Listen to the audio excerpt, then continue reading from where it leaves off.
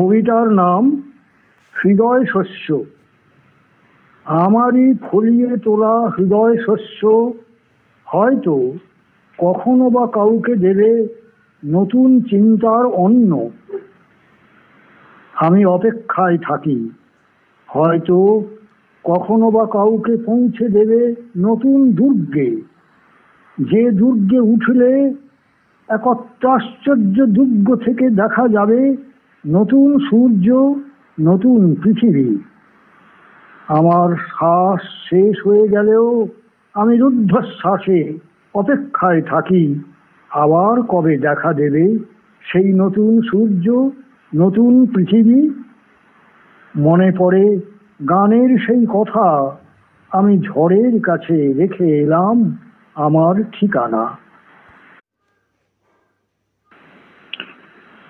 কবিতার নাম শরীর মল ও মনের মল।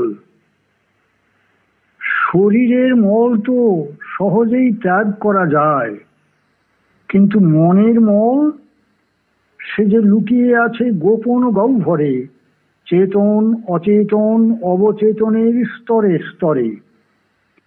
কিভাবে পাবো তার নাগাল, কিভাবে ধৌত করব তাকে? নাভিপদ্ম থেকে ক্রমাগত একটা ডাক উঠতে থাকে, শতবক্র এই জীবনটাকে সহজ করো, সরল করো।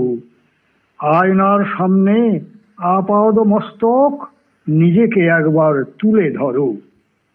দেখো নিজের হাতেই তুমি কতবার করেছো কলঙ্ক লেপন।